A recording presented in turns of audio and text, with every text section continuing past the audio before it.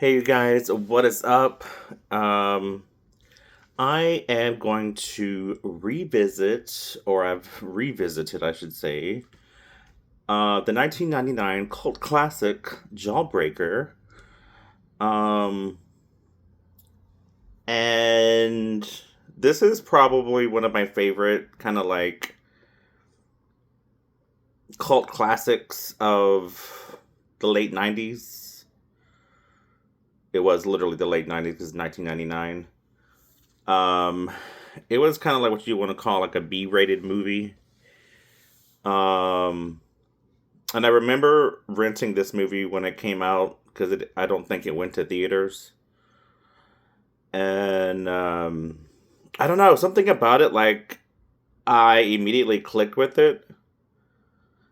And the one major main reason I wanted to watch it is because Rose McGowan was in the movie and she was like the lead actor in the film. Um, and I remember her from Scream, also in Charmed, and other things after that. Um, and then of course you have Rebecca Gayheart, Judy Greer, Julie Benz, a little a little bit of Tatiana Ali, and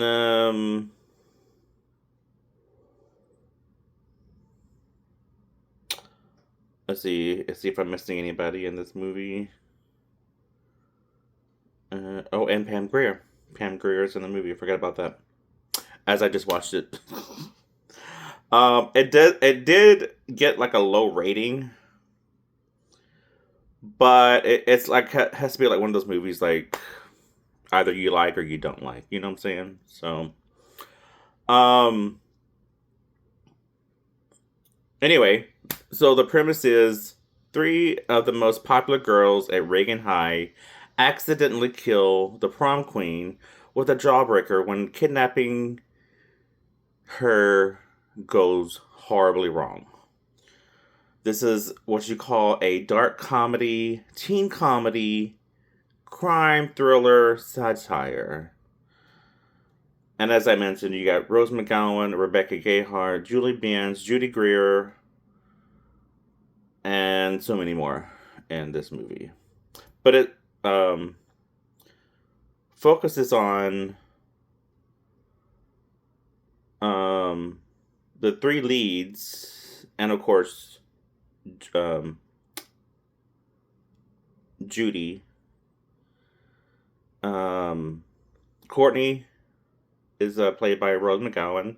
She's what you want to call the queen bee in her school. She's the most popular of them all. Then you got Julie Benz, who plays Marcy Fox. She follows everything that Courtney does. She basically wants to be like Courtney. Rebecca Gayheart, she plays Julie Freeman, and she's literally like a good friend of them, but after seeing what they've done, she doesn't want to be friends with them anymore. She's like, this is totally wrong. You don't see much of her because they kill her almost in the opening scene immediately. Charlotte Ayana plays Liz Purr, and they want to call her like the picture perfect of perfection, you know. And as I mentioned, Judy Greer, she plays Fern Mayo. She was like the nerd, like basically no one would ever want to talk to. And as um, Courtney says, not even the nerds want to fuck you because they're at home fucking some cyber girl. And yeah. But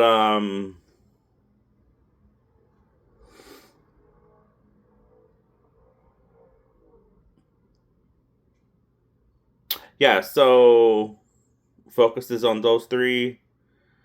And then because Fern kind of witnesses that they did that to her, Liz, um, Courtney and Marcy basically threaten her, saying, if you tell anybody, we'll just deny it. Like, who's going to believe you? But we could also make you one of us. Wouldn't you rather be one of us instead of a nobody?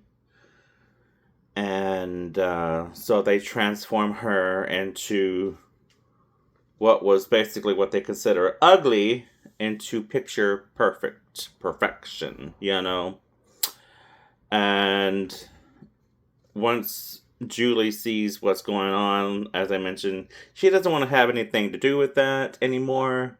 So she kind of like cuts her ties with them.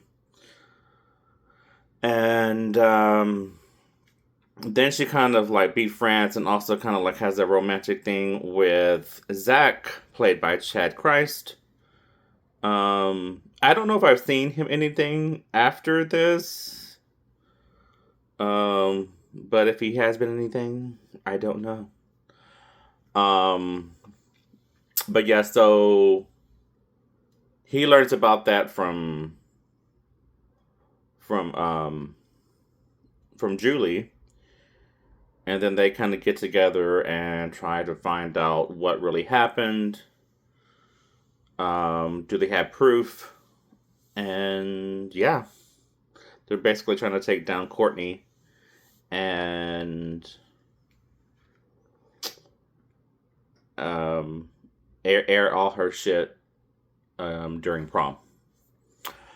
So let's get down to the review, shall we? Reviewers say Jawbreaker features a captivating performance from can't even talk. What is wrong with me?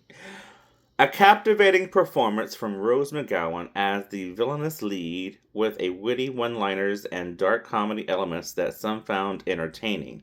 However, the film is heavily criticized as an inferior imitation of Heathers, lacking originality and sharp commentary. The weak writing, thin plot, and one-dimensional characters disappointed many, while engagement levels proved division. Despite its short runtime and occasional clever moments, most felt it failed and delivered the edgy satire it attempted. I could see how it could be Heather-like, but it's a little different in ways because, at least in my vision, because these three girls are capturing their best friend, and they always do this every year on her birthday. And this year, whatever, on her birthday, they stick a jawbreaker in her mouth. I say they. Courtney did that. And tie her up and put her in the trunk. And they were going to feed her breakfast, but then realized that she's dead in the trunk and had a jawbreaker lodged in her throat. So that's where I think that's a little different, but I get because it's dark and edgy, and Heather's was that at that time. But yeah, I mean, I get it. But I'll get to like my critiques after. But let's look at some of these reviews. This one really, someone did not really like this one. 1 out of 10, humorless comedy and pointless satire. If you watch Heathers, even for the dozenth time, it's amazing how easy the movie looks. Daniel Waters' dialogue was a wonderful rhythm that he covered never repeat. Michael Lehman's direction captured a mixture of black comedy and drama that he's never been able to repeat. It could be argued that nobody in the cast, with the possible exception of Winona Ryder, has ever been better. Watching Darren Stein's Jawbreaker makes you realize just how difficult it was for Waters and Lehman to make their film, because in every way Heathers succeeds, Jawbreaker fails. Jawbreaker has nothing new to say about high school, nor about popularity, nor about violence in society. So if you eliminate any hope of subtext, you can also wonder why exactly it doesn't seem funny, or why the finale seems random and unsatisfying, or why there's no character development at all. The dialogue isn't neither as smart or as barbed as writer director Darren Stein seems to think it is, nor is the colorful and sometimes appealing campy direction really a redeeming feature. Oh, sorry, I'm trying to get comfortable here. The characters, excuse me, got a burp and it's not coming up. Ugh. The characters are all one-dimensional. Rose McGowan as Courtney. Alice Shane was given more to do in the crappy B movie Devil in the Flesh. She's always watchable, but she's usually more interesting. Rebecca Gayheart is supposed to be the character the audience can identify with, but her, I remember when the dorky kids were my friends back in 4th grade. Story arc is just ripped off poorly from Heathers. Everybody's easy to look at, but none of the young actors is going to put this prominently on their resumes. A string of amusing faces from the past pop up to remind you of a litany of movies that is not. William Camp makes sure you yearn for Carrie. Pam Grier makes you yearn for a campier film like Sheba, Baby, or a better film like Jackie Brown. Hell, Carol Kane even makes you yearn for the relative pleasures of mediocre movie like the Paul Bearer. Jawbreaker isn't funny, it isn't original, and it isn't very good, but damned, it doesn't invite another viewing of Heathers. It's just, and that's never bad. Like I said, this person did not like the movie, and that's okay. Everybody has their own opinions. Oh, why does people want to make everything so long? Look at this. Look at this. Okay. 7 out of 10. A sweet and colorful dark comedy that's still a little hard to swallow. Much like the candy that bears its name, Jawbreaker is a sweet, infectious dark comedy that wants you to enjoy it for a good long time. Unfortunately, it's also like the candy. The film is a little hard to swallow, and it doesn't last long or come on as strong as the name would lead you to believe. But even though you know that much candy is bad for you, you still want to have it. On her 17th birthday, popular girl Liz, here as Charlotte Roldan, a member of the Flawless Four, is kidnapped by her best friends, Courtney, Marcy, and Julie. As a prank, her screams muffled by a huge jawbreaker.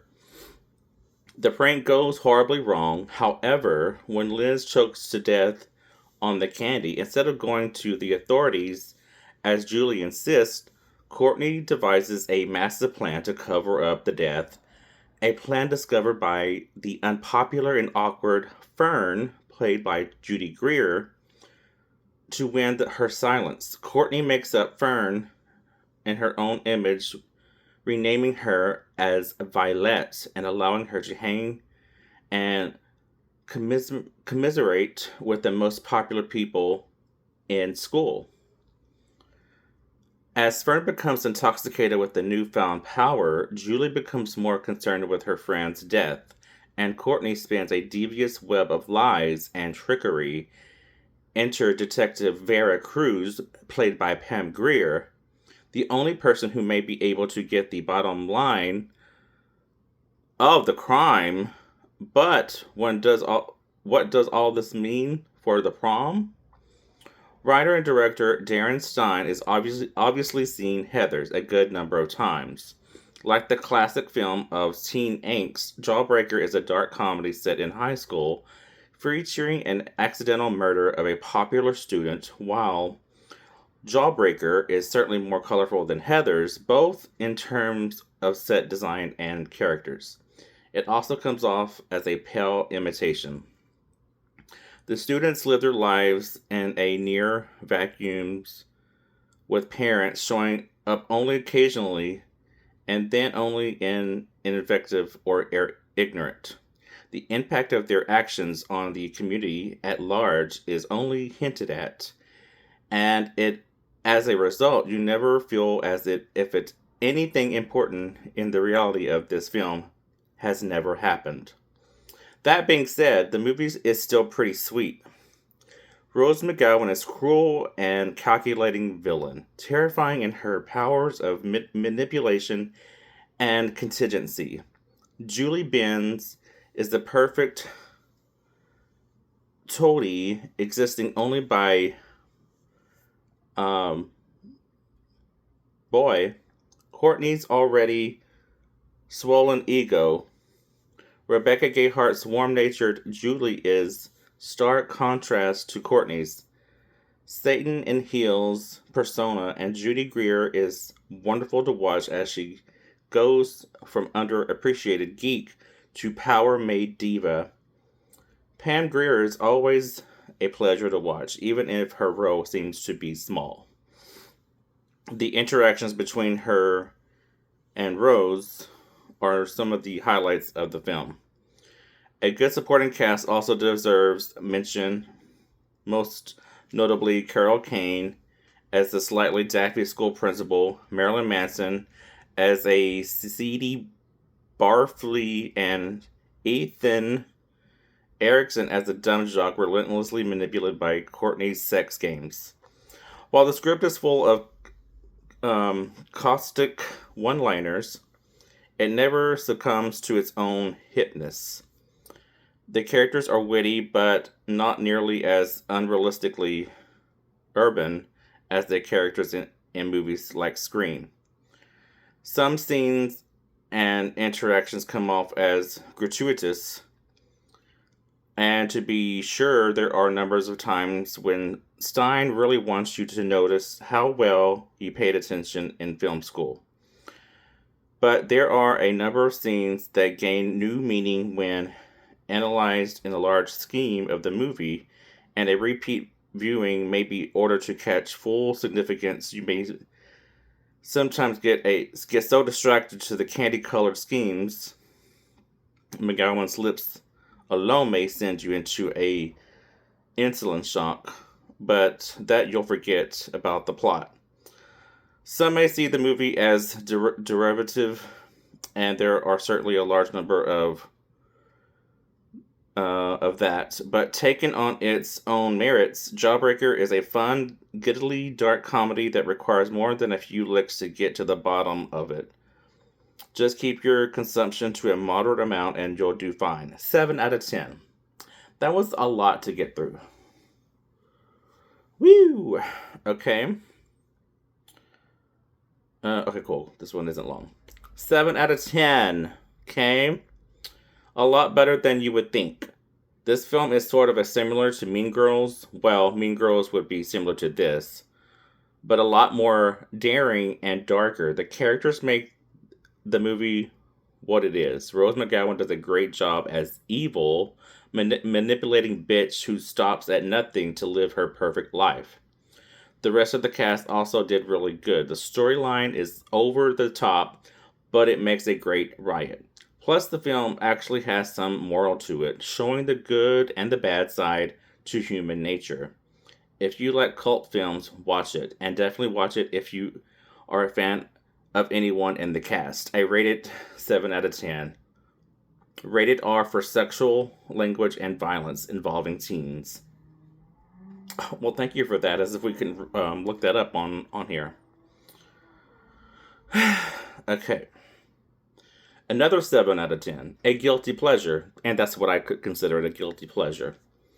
Jawbreaker has all the predictable, cliched elements of the past teen comedies, but I can't deny the fact that I enjoyed it. I think part of its appeal is that it's a darker comedy like Heather's. Though this movie certainly isn't the same, everybody in the cast gives fine performances. Rose is a little over the top, but I think it fit the tone of the movie. The running time is about 85 minutes, so it doesn't go on long. There are plenty of funny moments that keep it entertaining. You can argue that Karen Carpenter joke was too cruel, but that joke alone didn't ruin the film for me. The ending is certainly a cop out. There are oh sorry, there could have been much um, better payoff, but despite the fact Jawbreaker is unfortunately a flawed film, it's energetic and fun. There are much worse teen movies out there. Oh, for sure. For sure. And last but not least, this one gives it at a 4 out of 10. Less than Heather's and too old for school. So I was going to get that on my critique. Liz is a nice girl and the most popular in her school. Her 3 friends accidentally kills her playing a birthday prank when she chokes on a jawbreaker. Mean girl, Courtney, takes over the leadership. Marcy is willing to follow, but Julie is troubled by the death. When Geeky Fern finds her out by chance, she's remade into a popular girl to keep her in line. This has several problems. The most obvious are the girls are in their mid-20s, and Heather's is by comparison. The girls are all gorgeous. Rose McGowan has a great mean girl persona, but the girls are so visibly too old for high school. It is extremely distracting, and the Heather comparison doesn't help. The writing and the dialogue can't stand up to the comparison. It doesn't have the snappy dialogue or memorable lines. It isn't as funny and drifts into boring. This movie excels in one thing, and that is the music. It's a fun candy coated which fits the storyline perfectly.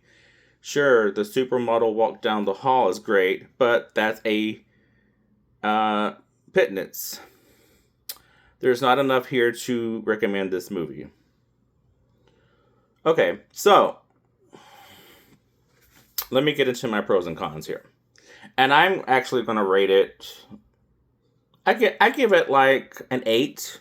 I do like this movie. Is it flawed? Yes, it is flawed. But there's a lot of movies out there that isn't flawed. Um, but again, I get the Heather reference, but it still kind of stands on its own. I don't watch this movie and think about Heather's. Um, it's very much a B-rated movie. But it's also like a cult classic at the same time because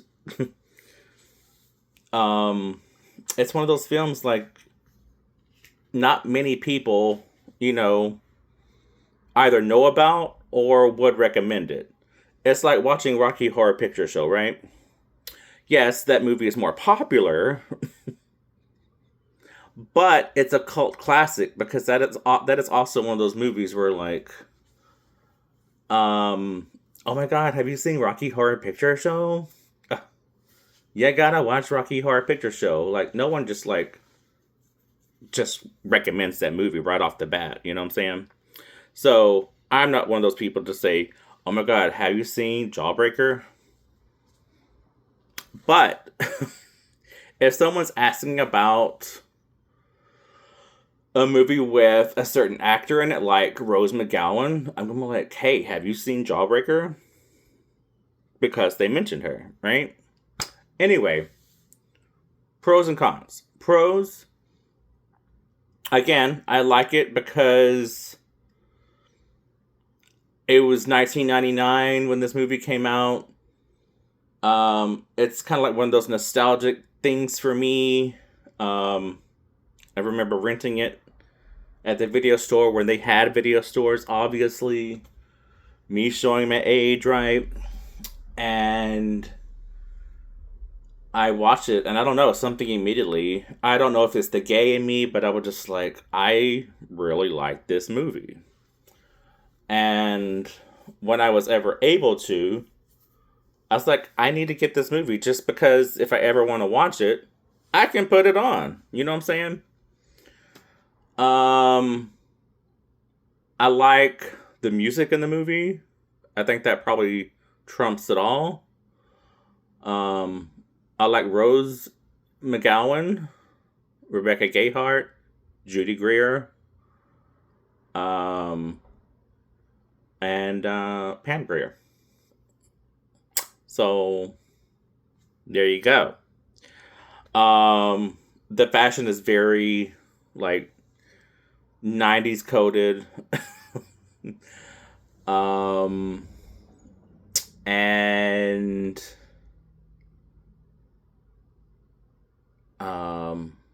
what else? I don't know. I just remember watching this movie, and it's kind of like one of those movies if like if I'm bored, I don't have anything else to watch.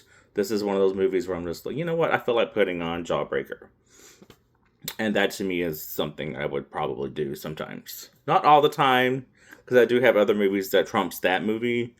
But again, that's just that's just me. Um, Cons, like whoever what that was just mentioned, the age gap in this movie is insane. Like you can immediately tell, excuse me, that these girls are way too old to be in high school. And the fact like you have Rose McGowan that's in this movie, 1999. She was also in Scream in 1996. She was also older in Scream, still playing a high school student. More believable in Scream than in Jawbreaker to be playing a high school student. You know what I'm saying?